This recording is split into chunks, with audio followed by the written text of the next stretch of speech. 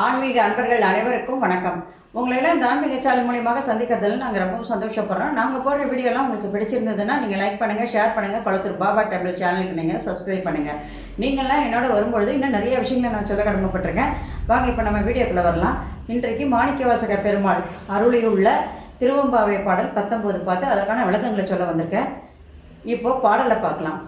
உங்கையிற் பிள்ளை உனக்கே அடைக்கலம் என்று அங்க பழஞ்சொல் புதுக்கும் எம் அச்சத்தால் எம் பெருமான் உனக்கு ஒன்று உரைப்போம் கேள்.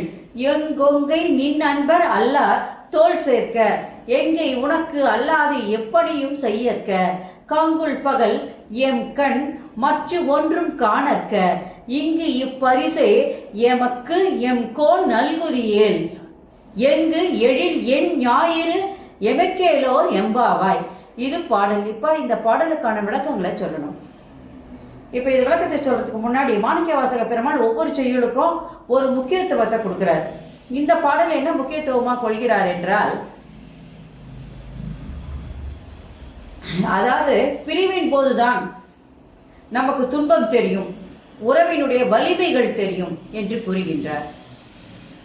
ஒரு ஆண்மகனாய் உன்னிடம் நான் சேர்ந்துட்டேன் என்பதை மாணிக்கவாசக பெருமாள் விளக்குகிறார். இப்போ என்னன்னா, ஒரு பொண்ணு கணவன் வீட்டுக்கு போகிறான். அப்போ தாய் தந்தையார் 2 பேரும் தாரை வாத்து கொடுக்குறாங்க மணப்பந்தல்ல அந்த பெண்ணை. அப்போ அவங்க தண்ணியில் தாரை வாத்து கொடுக்குறாங்களான்னு கேட்டால் இல்லை. அந்த பெற்றோர்கள் என்ன பண்ணாங்கன்னா தன் கண்ணீரால் அதை தாரை வாத்து கொடுக்குறாங்க. ஏன்னா நம்ம பெண் இது வரைக்கும் நம்ம வீட்டில் செல்லமாக இருந்துட்டா, இனிமேல் அடுத்தவனுக்கு அவள் சொந்தமாயிட்டான். அதனால அவன் நம்ம வீட்டை விட்டு வெளியில் போக போகிறா அப்படின்ற ஒரு மனசு வேதனையோட அவங்க அந்த குழந்தைய தாரை வார்த்து கொடுக்குறாங்க. அது மாதிரி தான் இந்த இதில் எங்கள் பெருமானே உன் கையில் உள்ள பிள்ளை உனக்கே அடைக்கலம் என்ற சொல் பழமையானது. உங்ககிட்ட குழந்தைங்கள்லாம் உங்ககிட்டே இருக்கிறாங்கன்னு சொன்னால் அது பழமையானது. அந்த சொல்லை புதுப்பித்து கூற வேண்டிய அச்சம் எங்களுக்கு தோன்றி இருக்கிறது என் கையை சொல்றார். உன் கை பிள்ளை உனக்கே அடைக்கலம் என்று அங்க பழஞ்சொல் புதுக்கும் எம் அச்சத்தால் என்று சொல்றார். அந்த சொல்லெல்லாம் பழசு. என் குழந்தைங்க எங்களுக்கே சொந்தம் அப்படின்னு சொல்றதெல்லாம் பழமையானது. அந்த சொல்லை புதுப்பித்து கூற வேண்டிய அச்சம் எங்களுக்கு தோன்றி இருக்கிறது. ஏன் அச்சம் தோன்றி இருக்கிறது? அப்போ அவங்க அந்த பெண் சொல்றா, ஒரு விண்ணப்பத்தை கொடுக்குறா. என்ன கொடுக்குறா? இறைவனிடம் ஒரு விண்ணப்பம் கோருகின்றாள். இறைவா, நாங்கள் சொல்றதை நீ கேட்டு எங்களுக்கு நீங்கள் அருள் புரிய வேண்டும் என்று கூறுகின்றாள். உன் அன்பர் அல்லாதோரை எங்கள் கண்ணுக்கு நீ காட்ட வேண்டாம் அப்படின்னு சொல்றா. முதல் எடுத்த உடனே அதான். அந்த காலத்தில் பெற்றவங்க என்ன பண்ணாங்க, பெண்களுக்கு திருமணம் செஞ்சு வைக்கணும் அப்படின்னு சொன்னால் அவங்க பார்த்து ஒரு மாப்பிள்ளையை தேர்ந்தெடுப்பாங்க.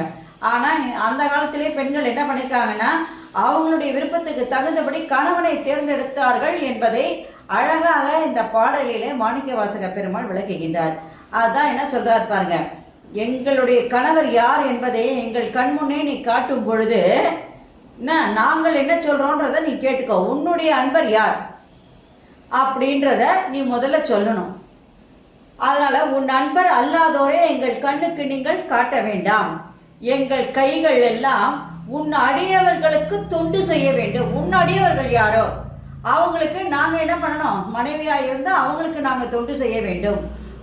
தோள்கள் என்றால் உனக்கு அந்த தோள்கள் உனக்கு பணி செய்கின்ற, உன்னை தூக்குகின்ற ஒரு தோளாக இருக்க வேண்டும். அவர்களுக்கு எங்களை நாங்கள் ஆட்படுத்தி கொண்டு உன் கையில் உள்ள பிள்ளைகள் உனக்கே அடைக்கலம் என்றபடி இருக்கணும். உன் கையில் உள்ள பிள்ளைகள் உனக்கே அடைக்கலம் என்று நீ காட்டணும். ஏன்னா அவங்களுடைய தோல் கூட உன்னை சுமக்கின்ற ஒரு தோளாக இருக்க வேண்டும். அவர்கள் கைகள் உனக்கு பணி செய்கின்ற கைகளாக இருக்க வேண்டும். அத்தகைய மனவாளனே எங்கள் கண் முன்னே நீ காட்டு என்று சொல்லுகின்றார்கள். அது மட்டும் இல்லாமல் அவர்களை தான் நாங்கள் மணக்க வேண்டும். அதனால இங்கு இப்பரிசை எங்களுக்கு இப்பொழுதே நீ கொடுத்து விட்டால் அப்படின்னு சொல்றாங்க. அதனால என்ன சொல்றாங்க பாருங்க. எங்கே உனக்கு அல்லாது எப்படியும் செய்யற்க கங்குல் பகல் எம் கண் மற்ற ஒன்றும் காணற்க அது ஒன்றை மட்டும் நீ எங்களுக்கு காட்டிட்டா போதும். அவங்க தோள்கள் உன்னை சுமக்கின்ற தோள்களாக இருக்க வேண்டும். அவர்கள் கைகள் உன்னுக்கு பணி செய்கின்ற கைகளாக இருக்க வேண்டும். அப்படிப்பட்ட மணவாளனை எங்கள் கண்முன்னே நீ காட்டு. அவர்களுக்கே நாங்கள் என்ன பண்ணுவோம்? மாலை சுடுவோம். இந்த ஒரு பரிசை நீ எங்களுக்கு தந்தால் மட்டும் போதுமானது. இப்பரிசை எங்களுக்கு நீ கொடுத்துட்டேன்னா அதுக்கப்புறம் சூரியன் எத்திசையில் உதித்தால் எங்களுக்கு என்ன? அதை பற்றி நாங்கள் கவலைப்பட மாட்டோம். எதை பற்றியும் நாங்கள் கவலைப்பட மாட்டோம். எங்களுக்கு தேவை என்னவோ அது உங்கள்கிட்ட சொல்லிட்டோம். நீ தேர்ந்து கொடுக்குற அந்த மாப்பிள்ளை எங்களுக்கு எப்படி இருக்கும்? எப்பொழுதும் நன்மை செய்யக்கூடியவர்களாக இருப்பாங்க. எங்களுக்கு தீமை செய்யாதவர்களாக இருப்பாங்க.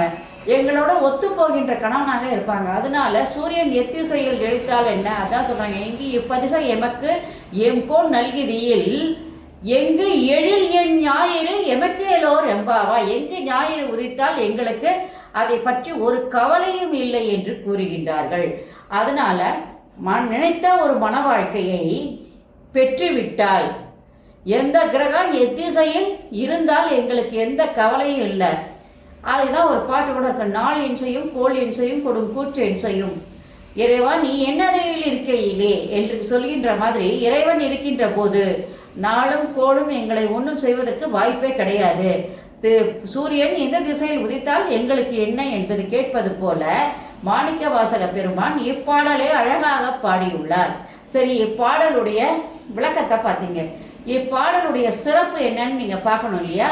அது உன் கை வீழுள்ள பிள்ளைகள் உனக்கே அடைக்கலம் இல்லையா? உன் கை பிள்ளைகள் உனக்கு தான் அடைக்கலம். அப்போ அவங்கள பத்தி நல்லா உனக்கு தெரியும். அடியார் அல்லாத யாரையுமே எங்கள் கண் முன்னே காட்டாதே, நாங்கள் யாரையுமே மணக்க மாட்டோம். அதனால உன்னை தூக்குகின்ற அந்த கைகள் என்ன பண்ணணும்? பணி செய்யக்கூடிய கைகளாக இருக்க வேண்டும். உனக்கு பணி செய்யக்கூடிய கைகளாக இருக்க வேண்டும். அந்த தோள்கள் உன்னை தூக்குகின்ற தோள்களாக இருக்க வேண்டும். அப்பேற்பட்ட பணி செய்கின்ற மணவாளியினையே நாங்கள் என்ன பண்ணுவோம்? அவர்களுக்கு எங்களை நாங்கள் ஆட்படுத்திக் கொள்வோம். இப்படிப்பட்ட அடியவர்களை எங்கள் கண் முன்னே காட்டு, மற்றவர்களை எங்கள் கண் முன்னே நீ காட்டாதே. கணவனை தேர்வு செய்யும் பொழுது இங்கு இப்பரிசை எங்களுக்கு நீ கொடுத்து விட்டால் சூரியன் எத்திசையில் உதித்தால் எங்களுக்கு என்ன என்று பக்தியின் மேலிட்டால் அந்த பெண்கள் இறைவனிடம் விண்ணப்பிப்பதாக இப்பாடல் அழகாக பாடப்பட்டு உள்ளது. இப்போ இதுல முக்கியத்துவம் என்னன்னு பார்த்தீங்கன்னா, இறைவன் அருளால் நாம் நினைத்த ஒரு மன வாழ்க்கை நமக்கு கிடைத்து விட்டால் என்ன கிரகம் எந்த திசையில உதித்தாலும் நமக்கு எந்த கஷ்டமும் இருக்காது. ஏன்னா அது இறைவன் கொடுத்த வரம். அவர் கொடுத்த வரத்துக்கு மேல நம்ம நடக்கும்போது அதெல்லாம் என்ன பண்ணோம்? நம்மளை எந்த விதத்திலும் துன்பம் செய்யாது என்பதனால இறைவன் கொடுத்த வரத்தினால நாம் என்ன பண்ணணும்? ஒரு மணவாளனை தேர்ந்தெடுக்க வேண்டும் என்றும் அதே நேரத்தில் அந்த காலத்து பெண்கள் என்ன பண்ணியிருக்காங்க? மணவாளனை தேர்ந்தெடுக்கக்கூடிய அளவுக்கு இந்த மாதிரி ஒரு மணவாளன் தான் வேணும் என்று கேட்கின்ற அளவுக்கு இறைவனிடம் அவர்கள் விண்ணப்பிக்கின்றார்கள் என்று சொல்லும் பொழுது அது இல்லாமல் அவங்க பணம் காசெல்லாம் எதிர்பார்க்கல. இறைவனுடைய பக்தியினை மேலிட்டால் எவர் ஒருவர் இறைபணி செய்கின்றார்களோ அவர்களையே நாங்கள் மணக்க வேண்டும் என்று கேட்கும் பொழுது அவர்களுடைய பக்தியினுடைய வெளிப்பாடு இங்கே அழகாக சொல்லப்பட்டுள்ளது என்று தான் சொல்லணும். நன்றி, வணக்கம். இந்த வீடியோ உங்களுக்கு பிடிச்சிருந்தாலும் நீங்கள் லைக் பண்ணுங்கள், ஷேர் பண்ணுங்கள். குளத்தூர் பாபா டெம்பிள் சேனலுக்கு நீங்கள் சப்ஸ்கிரைப் பண்ணுங்கள். நீங்களாம் என்னோட வரும்பொழுது இன்னும் நிறைய விஷயங்களை நான் சொல்ல கடமைப்பட்டிருக்கேன். நாளைக்கு திருவம்பாவை பாடல் 20 பாடி அதற்கான விளக்கங்களை சொல்கிறேன். ஓம் நமசிவாய, ஓம் நமசிவாய, அரகர மகாதேவா, சம்போ மகாதேவா. அனைவருக்கும் நலம் உண்டாகட்டும். நன்றி, வணக்கம். Subscribe to my channel and please press the bell icon for more videos.